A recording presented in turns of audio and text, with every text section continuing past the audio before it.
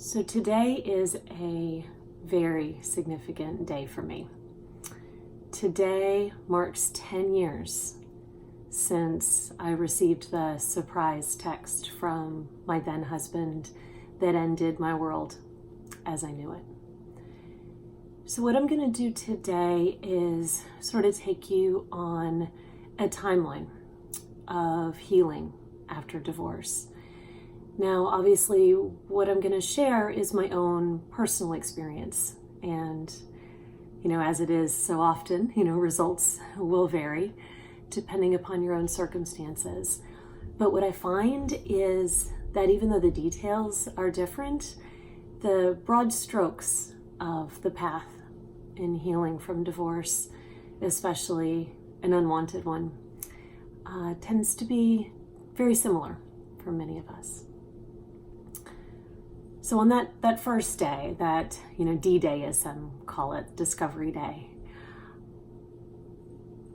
the main sensation that I had was one of shock, of complete disbelief, yes, but also a physical shock, a physical trauma. I pretty much shut down. Others had to think for me, had to prompt me to move. The second day was really when emotions started. And on day 2, I experienced 2 primary emotions. I felt fear. I was frankly worried for my very survival. And I couldn't even begin to contemplate what life was going to look like. And I also started to feel some anger, some rage at the unfairness of it all, that, I had done nothing wrong, and yet I was having to deal with this. The sobs, the great racking sobs, and the loss and the grief really hit on day 3. That was when the enormity of the loss really, really sunk in. I couldn't breathe. I couldn't wrap my head around what was gone. I just felt so empty. That's what I remember, is that emptiness. By the end of the first week, I had to start to push through some of that emotion because life required actions. At that point, I had enough sense to contact an attorney.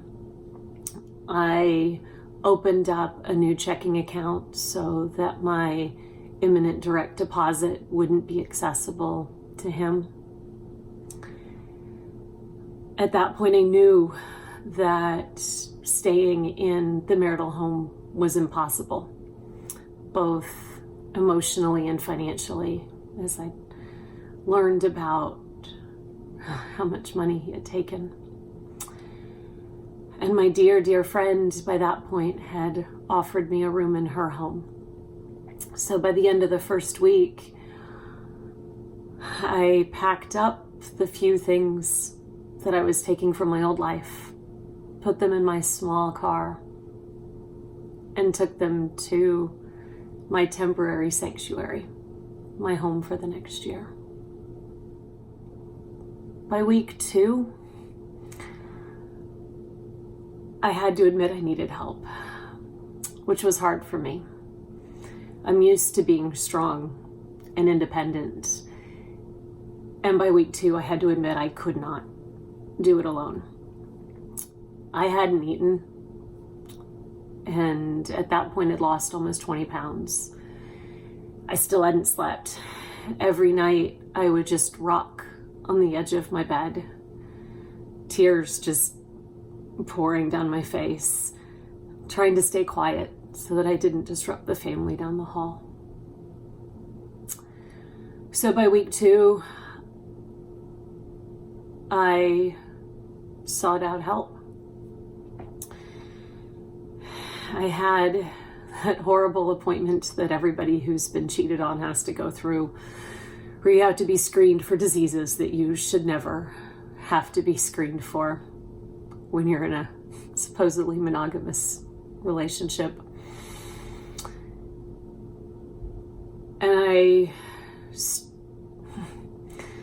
had to accept medication to sleep and to eat and frankly just to function. And that was hard for me that week, admitting that I needed help. But I knew it's what I had to do. Also, during week 2 was when I started to write. I purchased just a small, cheap spiral notebook, and I started to just let everything purge. All of that fear and that grief and that anger made its way onto those pages. Those early entries are hard for me to see now. I pressed so hard into those pages, my emotion so strong, that the pen literally cut, not tore, cut through the pages. By month 1, life had to continue. I didn't have the luxury of being in complete survival mode anymore. You know, this happened during the summer, and as a teacher, that was a blessing. But by month 1, I was back at school. And so I would have to put on that face at the beginning of every day, that face of everything's just fine. And I'd have to play pretend, at least in front of the kids. But my team that year, they took such good care of me. They gave me hugs. They watched my class when I had to talk to attorneys or police. And they brought me food and encouraged me to eat, which was something I was still struggling with. By month 1, I was also starting to think a little more rationally about my future, and I worried if I would ever be okay again, if I would ever trust again, if I would ever love again. A lot of those questions occupied month 1. Why did this happen? How could he have done this? And would I be okay? My focus at this point was still very, very much on what happened, and my energies were all directed towards my ex.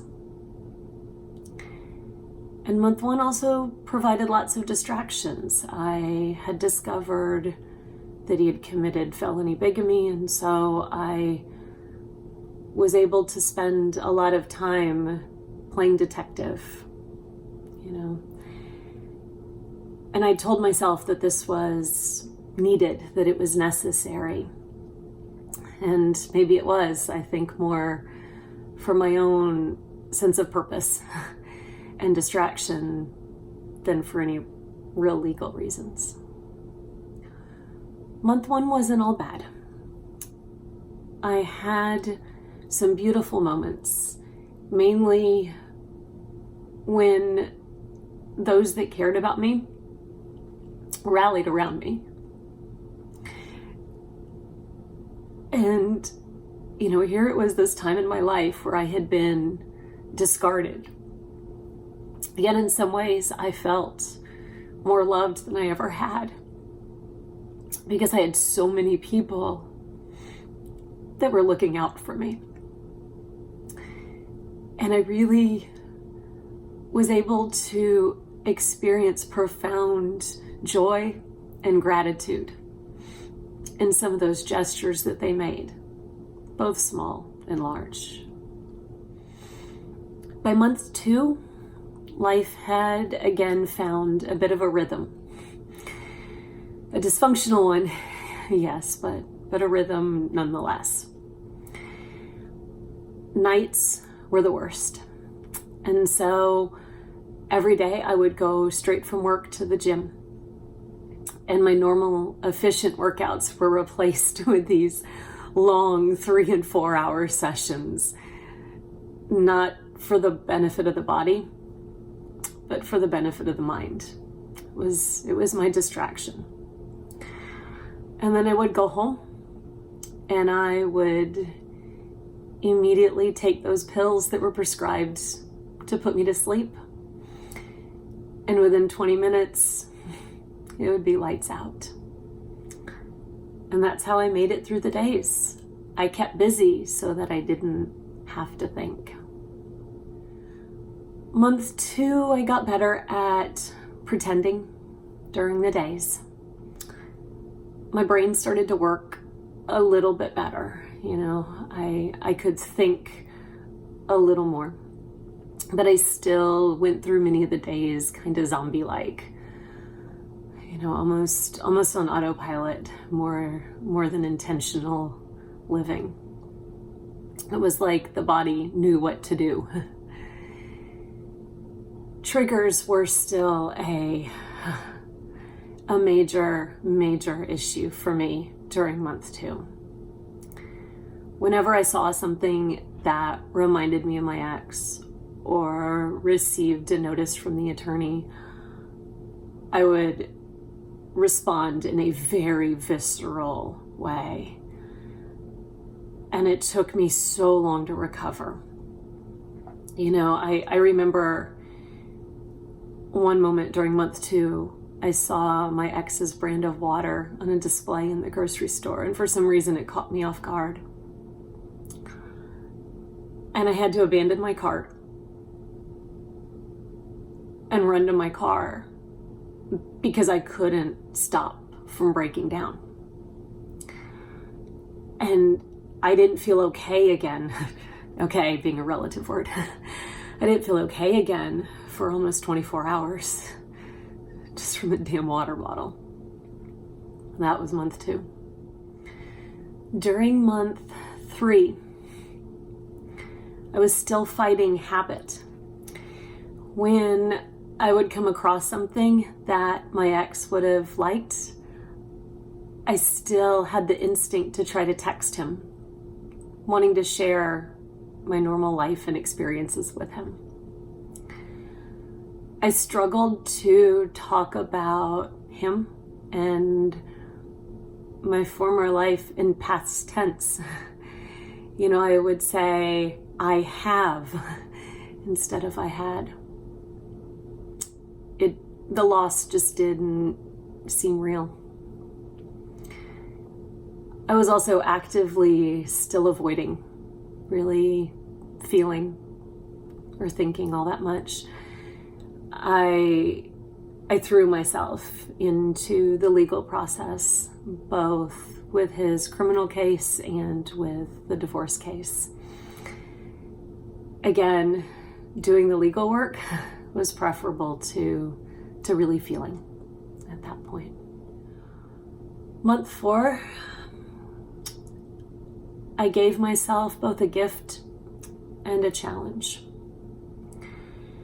Using some money that family had given me, I booked myself a weekend yoga and meditation retreat. And it's a gift for obvious reasons. It was taking some time for some self-care. But it was also a challenge because you see, at this point, I had spent 4 months keeping myself busy so that I didn't have to feel.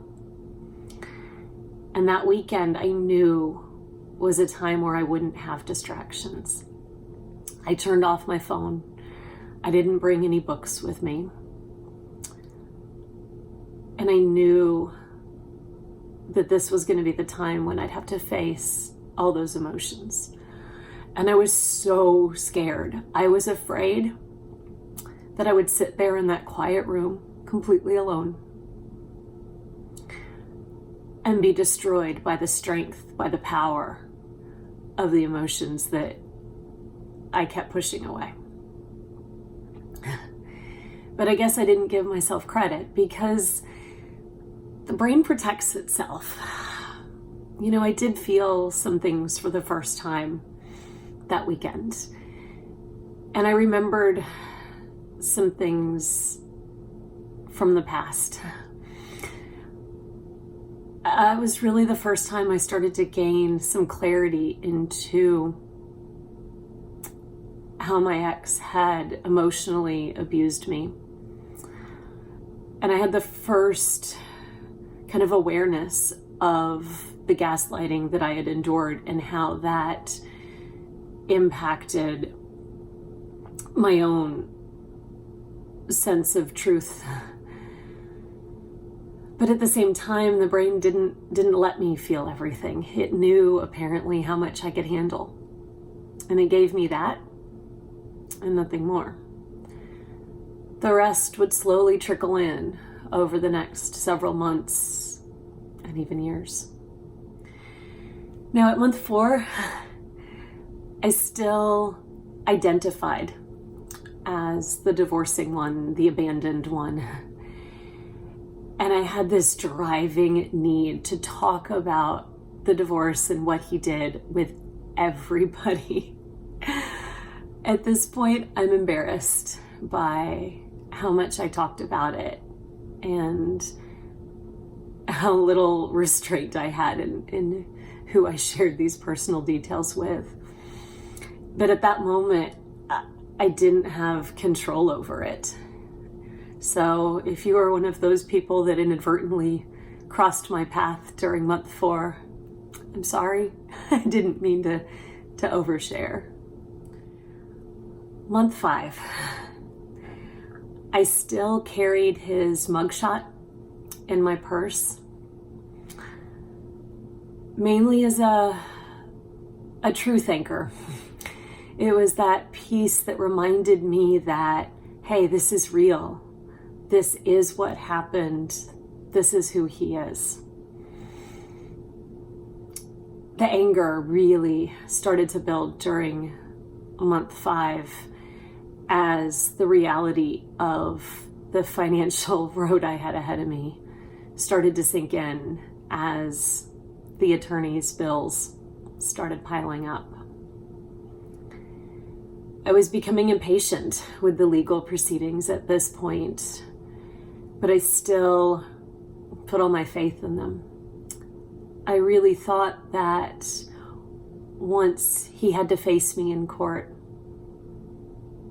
that I'd be able to move on.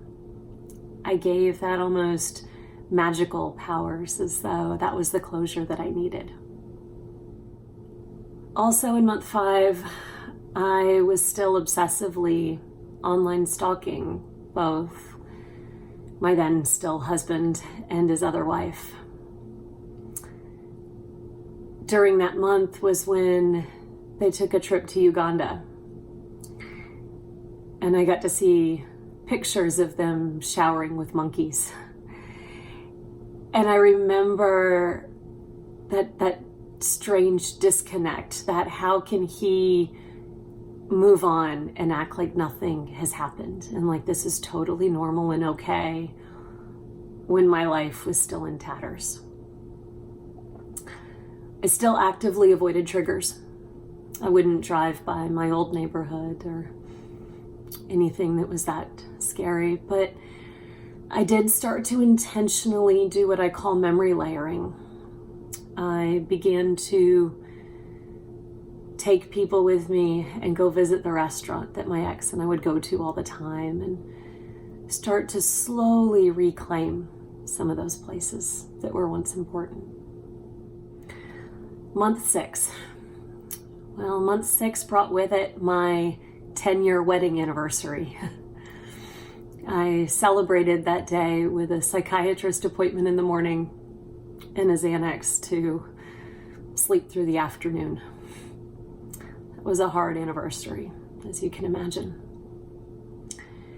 Month 6 also brought with it Christmas break. And with that, I traveled home to San Antonio. And impulsively, one evening, I signed up for Match.com.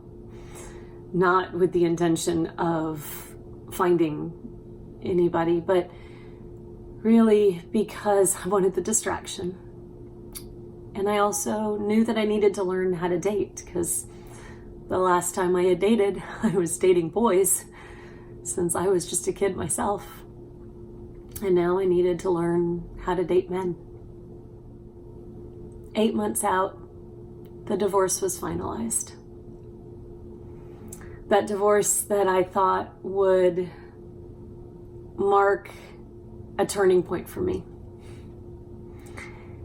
And then I had to accept that it really was just a piece of paper.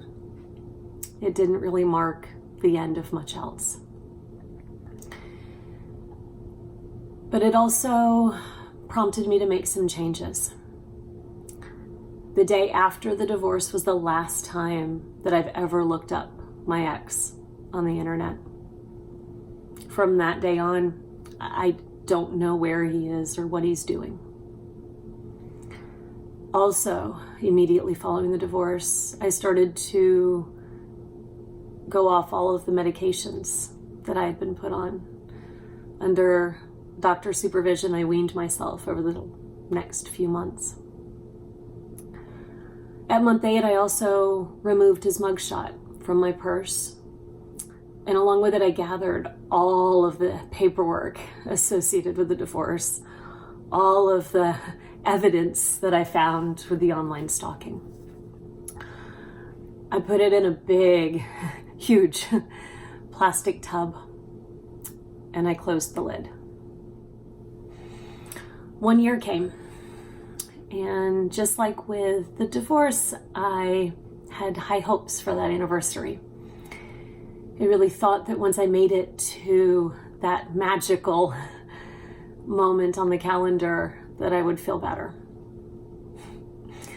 But yeah, no magical powers there. But 1 year was an important time. I moved out of my friend's home and into my own place. It was the first time I had ever lived alone as an adult, and I threw myself into my new home, into my new life. At that point, I would speak of my former life comfortably in past tense. I knew that it was gone, that it was over, and I had accepted that. But I still carried some dangerous emotional time bombs inside. Year 2 finally came, and I moved in with one of those guys that I met on Match that I wasn't supposed to fall in love with. And so my healing energies shifted. It was more about learning how to trust again and how to be vulnerable and how to love again. I had done a lot of the solo work, and now it was time to learn how to be partnered again. I'm not going to say it was easy. I still expected to be abandoned again almost at any moment. Year 2 was very difficult financially. I kept facing little time bombs that my ex had planted that kept hitting my wallet again and again and again. I was so angry at him for seemingly walking away unscathed while I was literally left paying for everything that he had done. There was a significant shift in how I saw myself year 2. I no longer saw myself so much as the divorcing one. And I no longer felt that need to tell my story to everyone. In fact, most people that came into my life during year 2 never even knew, unless there was a particular reason to tell them. Year 3. That was the year that I literally wrote the book about my experience. I had gained some distance and some perspective. By that point, I was secure in my new life, no longer so held by what had happened. But year 3 was also a hard year. My ex had racked up tens of thousands of dollars on a credit card in my name. And by far, that was the most daunting of all of the financial abuse that I was left to deal with. And the worst part of it was that I couldn't afford to pay it all at once. And so I had to make a payment every single month.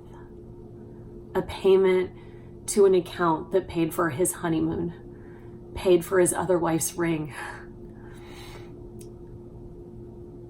And so I wrote a little note of gratitude for what I had now every time I made that payment, to try to soften the blow. Year 4. Year 4 was a strange limbo. I was living at the intersection of divorced and engaged. You know, the divorce was still a very powerful force in my life. Even though I no longer identified that way, it still held a lot of power over me. But I was also engaged by year 4 and excited about my new life and what was to come, and so very grateful that love could be found after a loss so devastating. Year 4 was also filled with lots of triggers as my fiance and I bought a house. It triggered me with so many feelings of shame and unworthiness when I couldn't qualify for the loan because of my credit, thanks to my ex. And then it triggered so many memories of the home that my ex and I built together, and all of those good times that we shared when we were excited, at least I was excited, about the life that we were building. But year 4 was a turning point. It was when I started to look forward more than I looked back. Year 5. I still struggled with abandonment. I still would overreact to things that my now husband would say or do, not because of him, but because of what I'd experienced in the past. I still would overreact and have these emotional meltdowns that would seemingly come out of nowhere and that I felt powerless against.